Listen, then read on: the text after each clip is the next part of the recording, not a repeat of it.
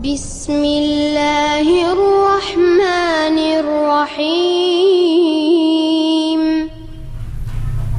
Assalamualaikum warahmatullahi wabarakatuh. Berjumpa lagi dengan saya Harun Ar-Rasyid bersama SQA BMTV dalam acara Bincang-Bincang. Dan pada hari ini kita kedatangan tamu seorang mu'alaf yang belum sampai pada bulan April, yaitu bulan 4, yaitu dia telah memeluk Islam, telah bersyahadat memeluk Islam, dan sekarang telah menjadi saudara kita semua sesama muslim. Biasa disapa dengan Ucok. Mungkin Assalamualaikum Ucok. Waalaikumsalam Ustaz. Mungkin ada nama lain, kenapa kok dipanggilnya Ucok, ya kan? Mungkin ada nama lain selain dari nama Ucok itu sendiri. Iya, panggilan nama Ucok saya itu Ustaz berawal ketika saya bekerja di jasa online Gojek. Jadi teman-teman itu ngelihat suku saya Batak, dan biasanya orang Batak dipanggil Ucok seperti itu. Ada nama lain? Kalau nama asli saya itu sebenarnya Sapres Parlindungan Simbolon. Sapres Parlindungan Simbolon. Oh, Sapres Parlindungan Simbolon. Asalnya itu dari mana itu asalnya? Tempat tinggal saya, tempat tinggalnya? Kalau saya tempat tinggalnya di Medan. Di Medan. Pada saat SMA dulu. Jadi sebelum saya merantau di Lampung, jadi kehidupan saya itu perantauan tadi. Jadi memang orang tua saya jauh dari saya seperti itu. Orang tua saya di Riau lebih tepatnya. Namun saya SMA sekolahnya di Medan. Kemudian ketika saya sudah sekolah dari Medan, saya merantau ke sini untuk melanjutkan perkuliahan seperti itu. Dalam dunia perkuliahan saya banyak melalui persoalan. Kemudian saya sampai akhirnya ikut dalam ojek online seperti itu. Terus bagaimana bisa punya mungkin bagaimana kok Ucok ini bisa menjadi mu'alaf atau kemudian masuk Islam, ya kan?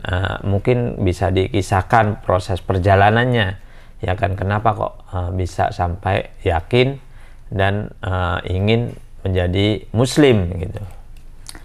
Ya, yang pertama saya mau jelaskan agama saya yang sebelumnya, Ustaz. Jadi orang tua saya dari latar belakangnya memang kurang mengerti agama saya sendiri, gitu. Agama Kristen saya sendiri yang dulu itu. Jadi ketika saya bertanya tentang agama kepada orang tua saya, tidak bisa menjelaskannya. Jadi saya dari SMA memang suka penasaran terhadap berbagai hal. Jadi pada saat saya SMA itu saya bertempat tinggal dengan salah satu seorang penceramah begitu, pendeta lebih tepatnya. Jadi Pak Pendeta ini tapi kurang intensitasnya ketemuan sama saya juga seperti itu. Sampai akhirnya saya kuliah. Nah, di perkuliahan saya lebih bebas untuk mencari hal mengenai keagamaan seperti itu. Saya mendalamin, coba ikut namanya pendalaman Alkitab gitu, pada saat itu. Kemudian banyak hal yang saya pertanyakan dalam hati saya, dan itu tak terjawab oleh pendeta saya. Semacam doktrin yang memang itu dibangun bahwasannya ini benar gitu. Dan selalu ada namanya statement Tuhan itu nggak bisa dilogikakan seperti itu. Jadi kalau sudah ditetapkan seperti itu, ya udah terima aja seperti itu. Yang saya bingungkan, banyak juga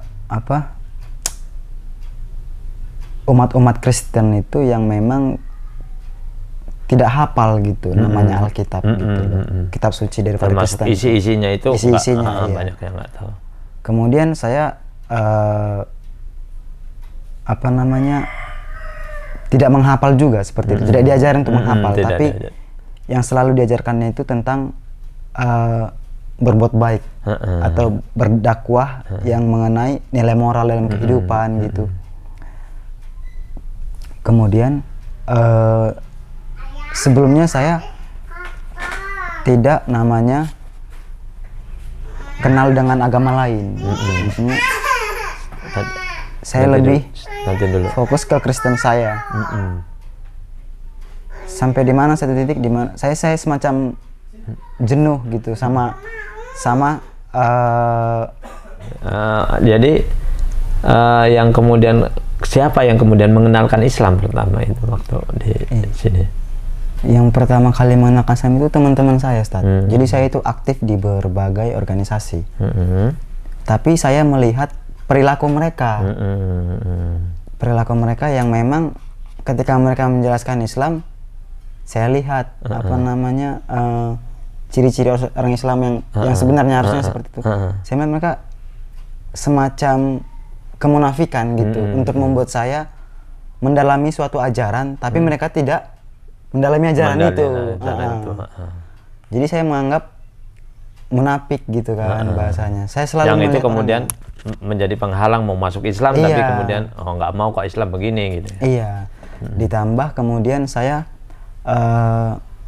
ada doktrin-doktrin gitu bahwasannya ya Islam itu teroris, Islam itu banyak kemunafikannya gitu.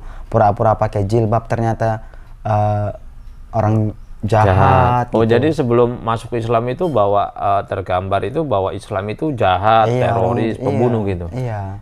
Itu jadi banyak kemunafikannya gitu bahasanya. Pada saat itu saya. Jadi saya berpikir nggak bener lah seperti itu Islam itu kan.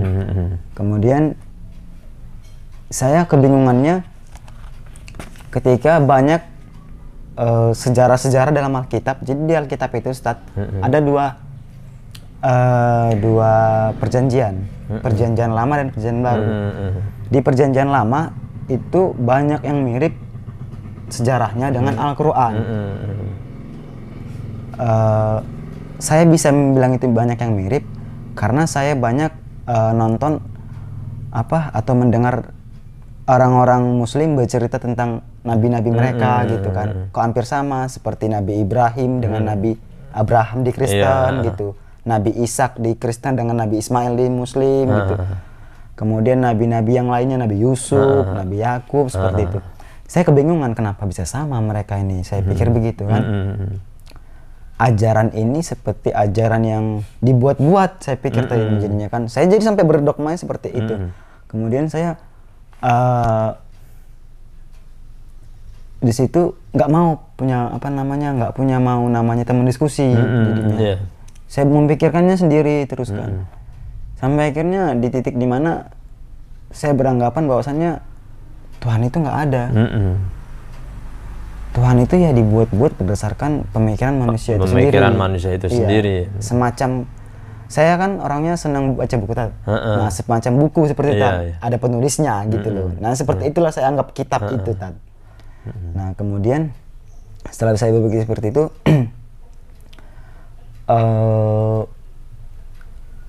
sayanya beranggapan hidup ini sementara seperti itu.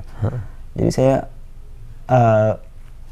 melakukan hal yang memang dilarang sama agama, mau dari agama Kristen atau agama Muslim itu melakukan hal yang memang tidak dilarang. Terus itu kemudian timbul keputusan bahwa saya sekarang harus syahadat, harus mengucapkan kalimat syahadat dan masuk Islam. Itu gimana itu waktu itu ceritanya? Nah ceritanya itu saya karena banyak mengalami problem dalam hidup.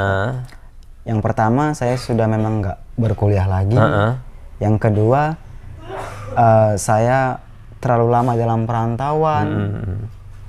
Jadi terlalu lama karena saya pada saat kesini itu tahun 2014 sampai sekarang ke Lampung. Ke Lampung. Terus yang ketiga saya tidak mendapat pekerjaan yang layak karena saya tidak serius dalam pendidikan saya. Saya jadi bekerja dalam jalan di jalan seperti itu. Saya sering melakukan hal yang dalam nurani saya itu ini salah tapi saya tetap ngelakuinnya gitu. Yang tadinya saya memang idealis mengenai suatu hal yang memang itu saya nggak terima, seperti halnya merokok, saya jadi perokok aktif seperti itu. Hal kecil seperti itu. Sekarang masih merokok sekarang ya? Dan setelah sekarang masuk Islam? Saya masih menguranginya. Mengurangi dari bungkus apa ngurangi dari ini?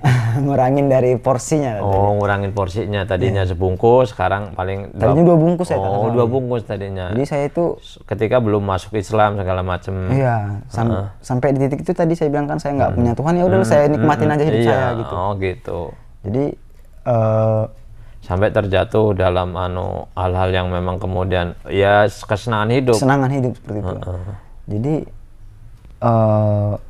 saya masuk Islam itu ketika memang di zaman COVID ini, di tahun-tahun COVID ini. Nah, kok semacam ada namanya pengendalian dunia, kontrol dunia gitu sama manusia itu. Jadi saya pikir Tuhan itu nggak ada gitu. Ternyata memang banyak manusia-manusia yang mau meniadakan Tuhan gitu. Terus saya juga sering mendapatkan informasi-informasi yang mengenai penciptaan seperti itu, atau konspirasi-konspirasi seperti itu. Ada banyak-banyak kebohongan gitu. Jadi saya berpikirnya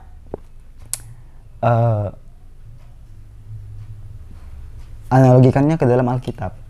Alkitab itu banyak versinya, Tat.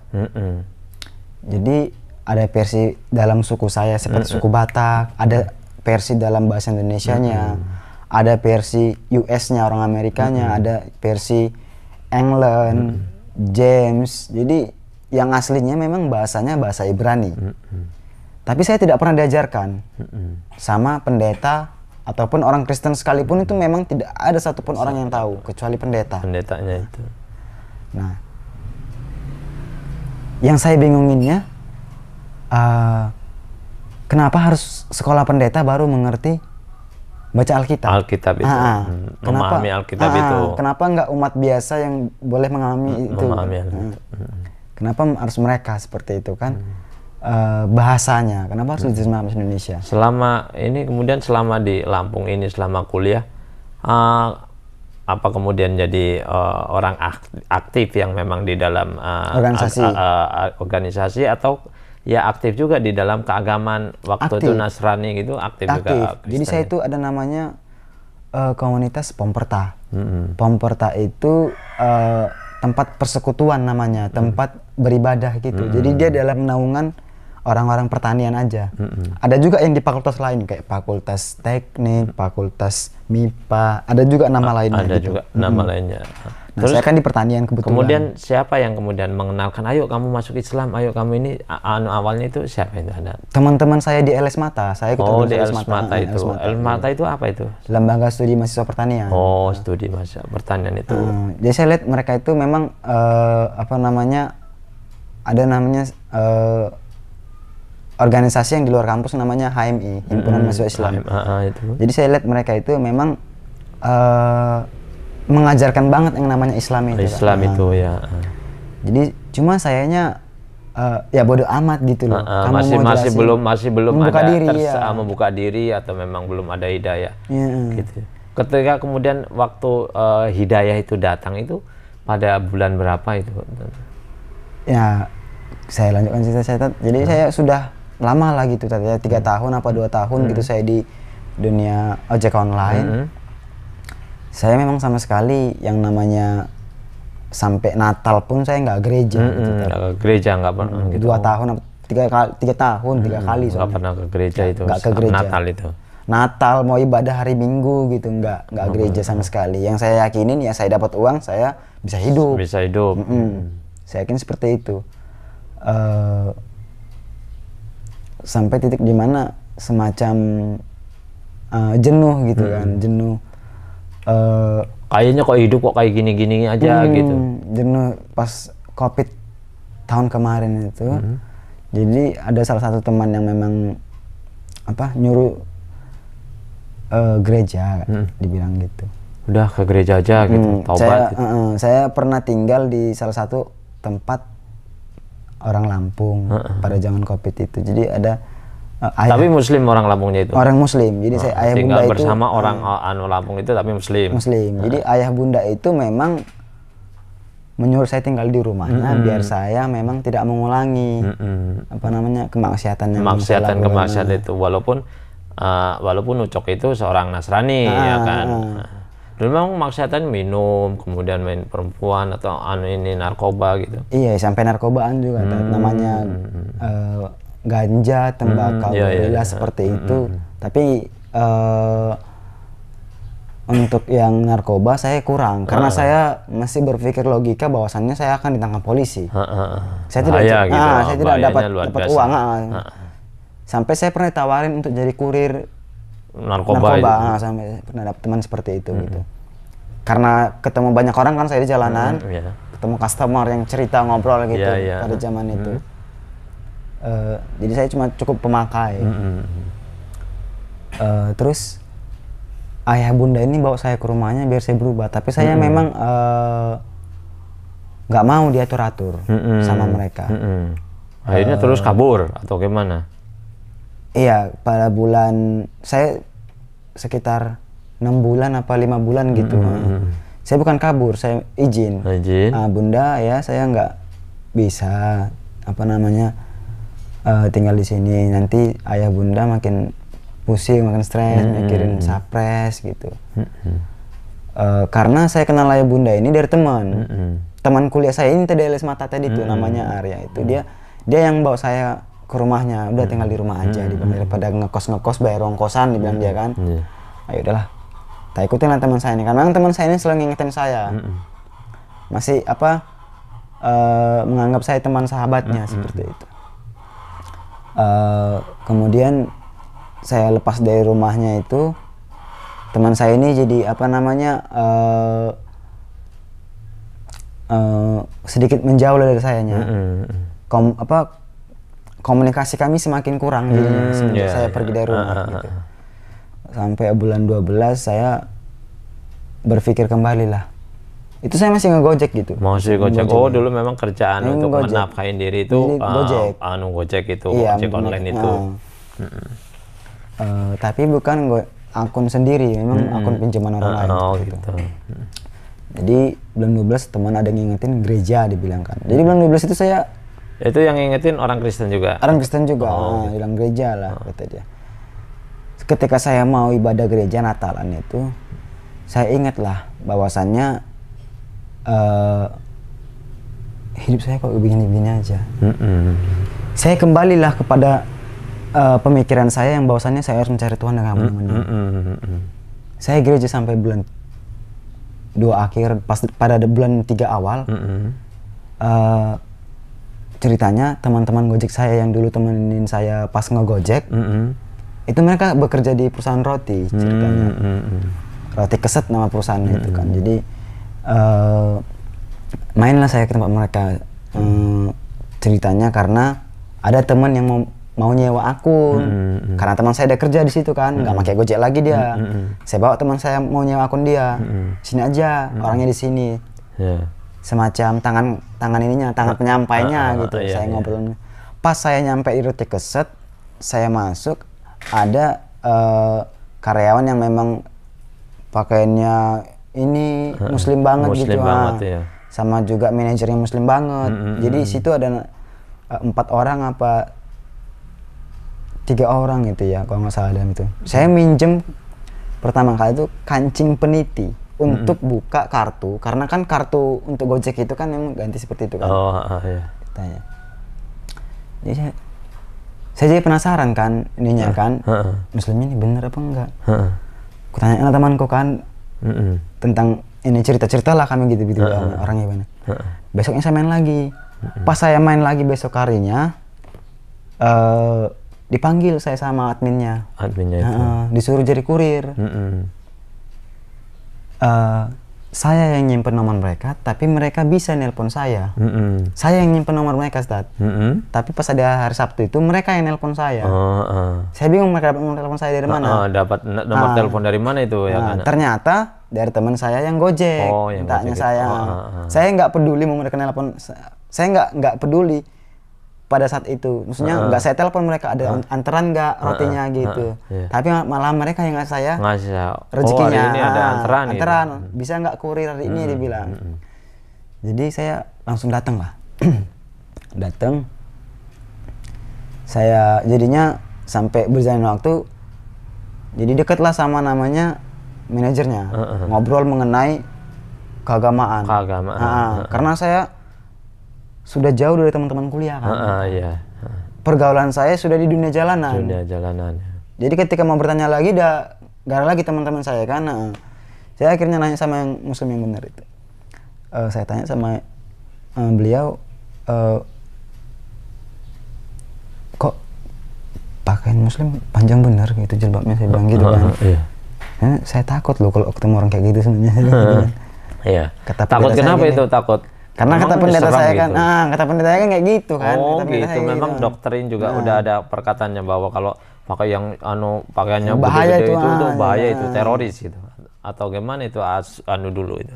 Jadi ada yang bilang teroris, ada yang bilang munafik, yang dibilang lah kepalanya botak, pakai jilbab dianya. Pokoknya jelek-jelekin banget gitu lah.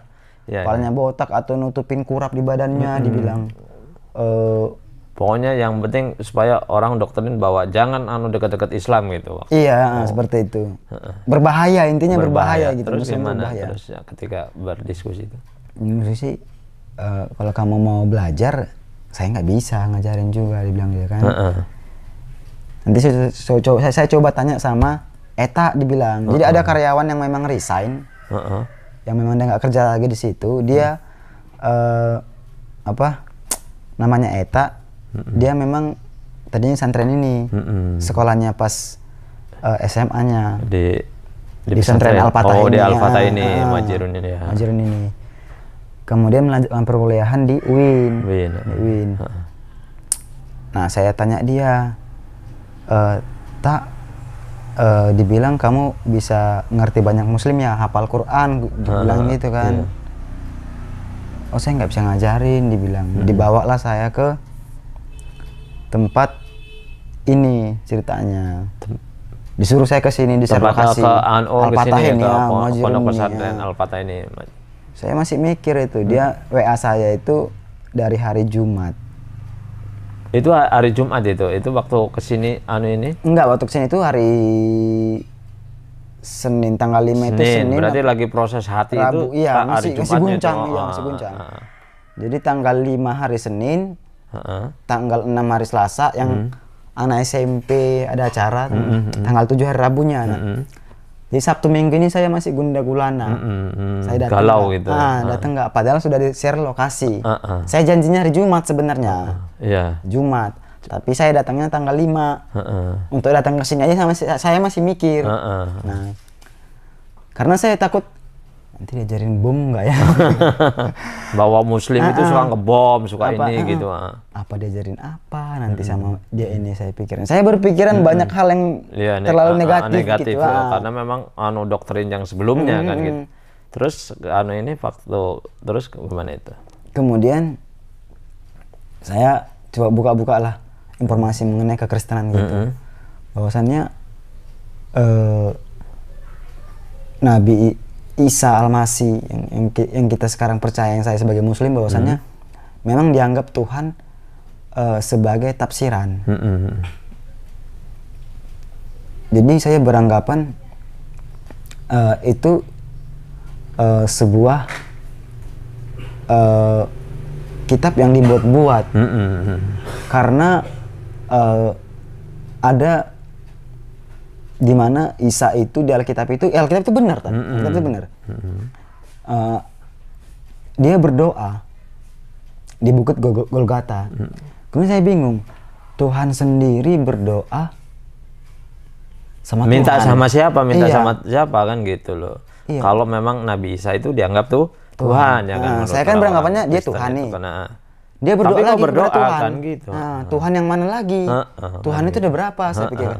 Tapi doktrinnya dari pendeta, Yesus itu adalah 100% Tuhan, 100% manusia. Jadi kalau disakitin ya tetap sakit gitu berarti loh. Kalau 100% ya separuh-separuh gitu kan. separuh manusia, separuh ini kan nah, gitu. ketika Menurut saya pemahaman orang ini Nasrani Kristen. Ketika saya mau membantah seperti itu, selalu bilang Tuhan itu nggak bisa dilogikakan. Oh, nggak bisa gitu. Jadi Tuhan itu ya kalau dia seperti itu ditetapkan seperti itu gitu. Terus kemudian setelah itu apa yang setelah itu yang terjadi? Nah, baru keyakinan timbul. Belum. Itu saya bingung kan. Saya tonton lagi yang namanya Zakir Naik, Christian Prince. Jadi dari YouTube ada informasi-informasi yang mengenai sejarah-sejarah Kristen, bagaimana terus orang Kristen itu juga pembunuh pada zaman Romawi dulu untuk menyebarkan agamanya. Mengapa Kristen itu berpecah belah? Sampai saya itu menganut Kristen Protestan. Ada namanya Kristen Katolik. Dulu belum ada Kristen Katolik Protestan. Jadi saya itu sudah nggak lagi anggapan bahwasanya Muslim itu teroris, karena Kristen itu juga. Terus gimana setelah itu? Setelah itu sudah saya berpikir dan mencerita semuanya itu, saya udahlah, saya cobain aja. Kalau saya pun emangnya makanan dicobain gitu kemudian itu saya mikirnya seperti itu. Saya gitu, saya kabur coba masuk gitu. Islam aja gitu lah kayak gitu. Islam aja lah. Kabur saya kalau misalkan saya enak, kalau enak ya terus kalau enggak enak ya pergi saya. Pergi gitu ya. Kalau nggak sesuai dengan nalar saya gitu. Kalau saya suruh bikin aneh-aneh ajarannya, saya pergi, nggak usah saya terusin saya gitu kan. Ya terus. Jadi datang saya tanggal 5 itu kan. Saya Senin aja saya bilang ke mana itu? Ke Muhajirun. Ketemu siapa waktu itu tangannya? Jadi saya ketemu sama diketemuin sama Ustadz Hidayat. Oh, Ustadz Hidayat. Ustadz Hidayat. Saya tanya sama etanya, itu bukan Ustadznya eta. Yang bukan ngajarin eta. Tapi beliau bisa ngerti ketika ngajarin saya nanti gitu. Iya. Ngasih tahu informasi saya mengenai Muslim itu. Kemudian saya tanyalah sama beliau, saya itu percaya Tuhan, saya bilang gitu kan. Tapi saya nggak tahu Tuhan yang mana saya sembah. Saya itu percaya adanya ciptaan dan pencipta. Cuman saya kebingungan mana kitab yang benar-benar keberadaan Tuhan itu hadir dalam hidup manusia itu gitu. Jadi saya melihat Muslim itu ibadahnya 5 kali sehari, Ustadz, saya bilang gitu. Sampai sebegitu seriusnya mereka ibadah untuk Tuhan itu. Berarti kan sangat namanya ingin dekat sekali dengan Tuhan. Dan saya pun ingin seperti itu, Ustadz, saya bilang. Saya ingin disiplin dekat Tuhan itu. Tapi saya nggak tahu Islam itu benar nggak. Mereka itu orang yang anarki, radikal, teroris, suka penyebar fitnah, munafik, kayak gitu. Terus itu dari situ kemudian dapat jawaban. Kemudian beliau menjelaskan begini. Saya agak ngerti lah sama Ustadz itu. Kamu lihatlah sekeliling kamu, dibilang di sini katanya.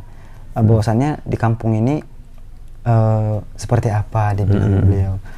Iya Ustadz, tadi saya juga ketika saya merokok di jalan saya kena marah. Karena memang pada saat mau saya kesini saya ngerokok, saya seperti biasanya di jalan tempat lain gitu. Ketika sebelum ke kampung ini kan, pas di kampung ini saya coba seperti di luar gitu. Ternyata itu nggak dibolehin, karena nanti merugikan orang lain gitu. Terus habis itu kemudian dapat informasi, dapat ini, akhirnya kemudian menjadi kemudian jadi Muslim gitu. Kemudian proses menjadi Muslimnya itu gimana itu? Jadi, waktu ini. Ya, saya itu 2 hal yang saya pikirkan. Keluarga dan jadi takut sama keluarga kalau saya kemudian ini menjadi bimbang. Iya, keluarga dan masa depan saya nanti kayak gimana ini. Maksudnya kayak keturunan itu, saya menjadi Muslim takut keluarganya kemudian benci, terus kemudian masa depan saya nanti hancur, kemudian gimana hancur gitu. Saya mikir masa depan saya itu. Ketika itu ada waktu proses ketika memeluk Islam tadi itu. Nanti saya nggak bisa lagi ketemu dengan keluarga lagi. Terus yang kedua saya nanti mencari nafkah seperti apa gitu saya. Tapi kemudian setelah itu ucapan syahadat itu diucapkan di mana itu ketika? Nah kemudian saya bilang sama Ustadz Dayat, janjian. Mantap Ustadz, waktu itu mau muslim gitu. Janjian, Ustadz nanti kalau saya udah kabarin baru saya datang sini lagi, saya bilang gitu. Iya. Jadi saya itu orangnya nggak memang langsung di situ saya datang, saya putusin, enggak. Orangnya saya tetap berpikir. Mikir lagi. Mikir dulu. Gitu.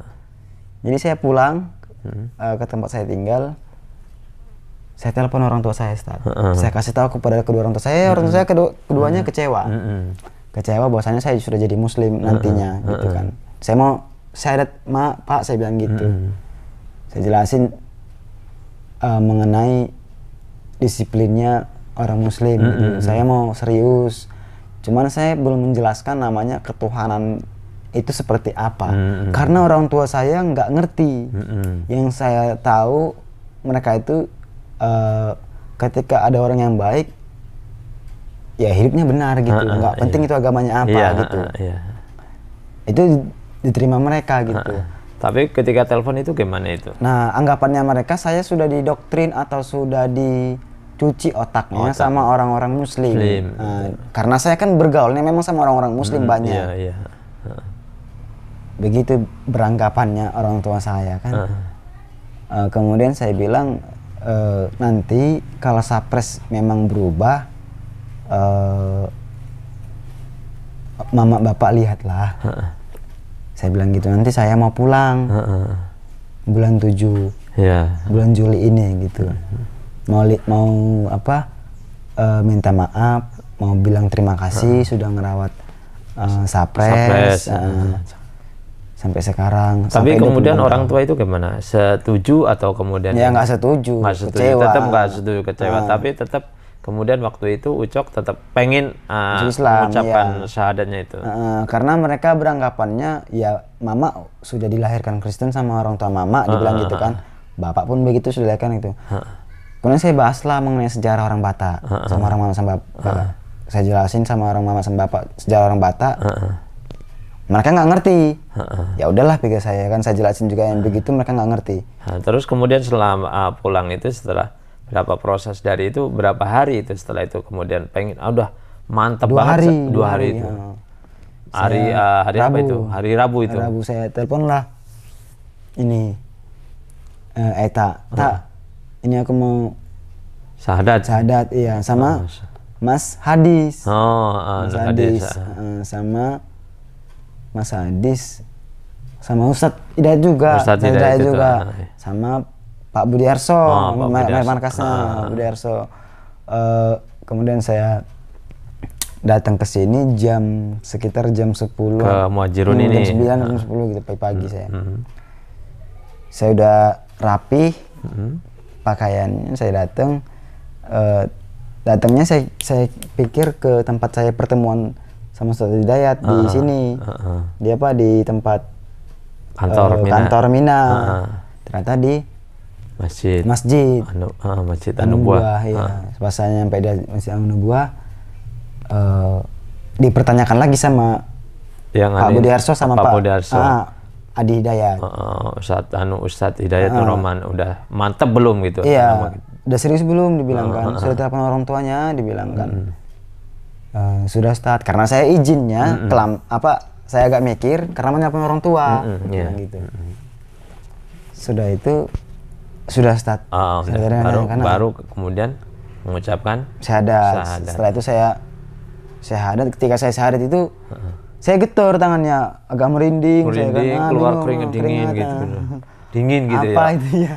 Apa ini pikir saya kan, tangan diginiin, keluar disilangin gini, pegangan kayak saliman orang Spartan gitu. Spartan kalau yang saya lihat itu saliman Spartan itu saliman orang yang mengucapkan syahadat tadi.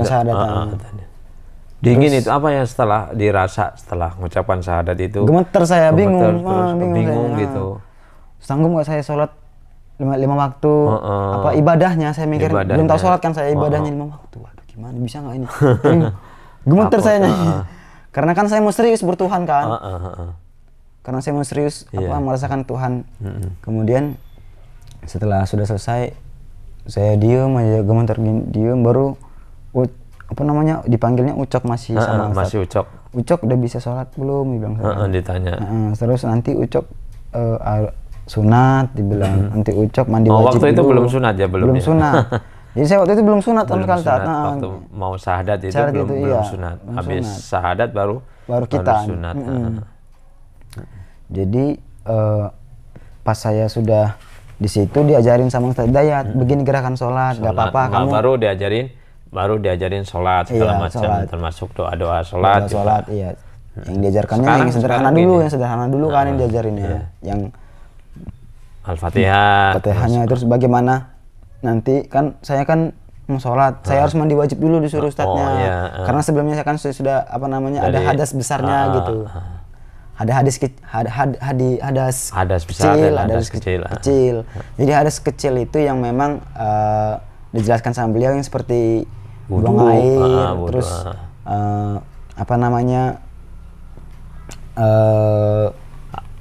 mengeluarkan kentut segala macam itu termasuk hadas. Terus setelah kemudian memeluk Islam, terus apa yang dirasakan? Dan apa yang dirasakan di dalam dirinya, ya kan? Oh, kemudian tahu bahwa saya dari Islam, ternyata orang Muslim itu bagaimana kehidupan orang Muslim setelah bercampur baur dan dengan bayangan yang dulu sebelum menjadi Muslim. Iya, saya kaget, kaget. Saya kaget orang-orang Muslim itu apa ya? Saling memberi, terus saling menolong. Terus jadi tidak ada gambaran yang teroris, yang serem, yang itu ternyata bahwa Muslim itu bukan teroris, bukan radikal, bukan ini kan. Disitulah saya berpikirnya bahwasannya Muslim itu ya ada orang-orang Muslim yang itu yang Muslim tapi orangnya yang salah gitu. Orangnya yang bukan salah, bukan Islamnya yang salah. Iya. Terus kemudian ini merupakan adalah Lebaran pertama tahun ini buat Ucok sendiri ya. Iya. Apa yang dirasakan bahwa Lebaran, kemudian sholat Idul Fitri, puasa pertama, sholat Idul Fitri, itu gimana itu? Puasanya full nggak itu? Alhamdulillah pada saat itu saya tanggal 7 kan saya syahadat. Pas setelah 4 harinya ada salah satu jemaah di Muhajirun ini, Bu Nining, yang bantuin biaya kitan saya. Oh, hitan. Tanggal 11 itu. Kemudian tanggal 13 kan mulainya puasa. Jadi pada saat saya sudah kitan, saya langsung diam aja kan di tempat tinggal saya. Itu udah sembuh itu hitannya itu? Belum sembuh, masih sakit. Karena sakit baru 2 hari, Ustaz. Jadi selama 2 minggu lebih saya di kosan aja. Jadi ketika saya ngojek, nggak cari uang gitu. Jadi saya itu dikasih sama Bu Nining. Pakai sarung aja itu. Iya, kasih sama Bu Nining itu duit untuk beli makan. Beli makan selama hitan itu. Saya karena kan nggak bisa nyari uang gitu ceritanya. Jadi saya kaget lah orang-orang Muslim kayak gini ya. Saya bingung kan. Tapi puasa itu waktu itu iya, puasa saya ikutin. Puasa pertama, rasanya puasa sakit saya. Sakit. Perutnya itu nggak enak, terus mulut nggak enak. Saya kan perokok berat. Tiba-tiba suruh berhenti. Tapi saya solusinya tidur. Jadi saya tidurin terus kebangun. Tidur bangun gitu. Jadi kayak tidur ayam bahasanya. Tidur ayam gitu. Nggak ngerokok ya kan, karena nggak ngerokok itu jadi berpengaruh. Tapi setelah ini alhamdulillah puasanya gimana? Selesai sampai 30 hari itu? Iya, kemudian yang tidak punya utang. Alhamdulillah tidak punya utang, Ustaz. Alhamdulillah. Jadi pada saat 2 minggu kan saya sembuh. Saya kerja ke tempat pabrik tadi lagi kan, kurir lagi. Pada saat di sana saya ketemu orang-orang Muslim semua. Jadi ketika mereka tidak merokok, saya melihat tidak merokok, ya saya nggak merokok. Jadi akhirnya siang hari saya kuat juga gitu. Alhamdulillahnya. Kemudian saya disitulah untuk mengurangi namanya rokok saya. Jadi ketika cuman buka puasa saya ngerokok, sama ketika saya mau tidur. Ditambah saya ketika saya mau tidur tambah pas lagi sahur, habis makan sahur. Jadi 3 batang setiap harinya selama bulan puasa itu. Sekarang lagi ada keinginan ya untuk bisa berhenti merokok. Terus kemudian sholat Id, kemudian mungkin kalau di Kristen itu ada Natal ya kan, tapi di Muslim itu ada Idul Fitri ya kan. Nah, apa yang dirasakan, perbedaan apa yang kemudian antara Natal dan Idul Fitri gitu loh. Nah, ini kan Idul Fitri yang pertama nih tahun ini ya kan gitu loh. Yang saya rasakan apa itu teh? Ketika sholat itu yang membuat saya beda itu ritualnya, ritual ibadahnya itu kalau di Nasrani kan bernyanyi, bernyanyi dan berdoa. Kalau di Muslim itu takbir, tasbih sama sholat. Nah, ketika sujud itu dalam sholat saya merasa saya ini bukan apa-apa di dunia ini gitu loh. Saya nggak punya apa-apa di dunia ini. Saya itu harus ada yang saya hormatin, yang punya bumi ini. Yaitu Allah itu. Yang punya semuanya ini ya ada yang punya dan ciptain gitu. Saya harus tunduk sama dia gitu. Terus sekarang kemudian setelah menjadi Muslim, ada pesan-pesan buat teman-teman yang masih Nasrani ya kan, yang masih Nasrani bahwa mungkin Muslim itu tidak seburuk atau apa gitu, mungkin bisa pesan-pesan saya itu perdalam Alkitab.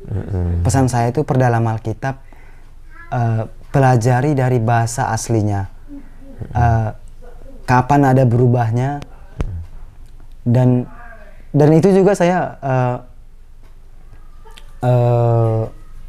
mau menyampaikan Isa itu benar-benar manusia, bukan Tuhan, bukan Tuhan yang memang seperti mereka bahwa Isa itu dianggap mereka Tuhan. Terus kemudian ada apa? Kemudian juga ada nggak ya mungkin harapan dan keinginan dari Ucok sendiri ya pengen keluarganya, adiknya ya kan masuk Islam, ibu bapaknya gitu, pengen nggak kemudian masuk Islam gitu? Harapan saya ya mereka menemukan kebenarannya, harapan saya. Tapi saya nggak bisa memaksakan mereka. Saya cuma. Tapi kalau pengen nggak gitu kalau ditanya? Iya, saya itu pengen kayak ngeliat orang tua saya kan sudah tua. Kalau bisa ya mereka nanti ketika di akhir hidupnya bisa masuk Islam, bisa ikut apa namanya ajaran dari Muhammad.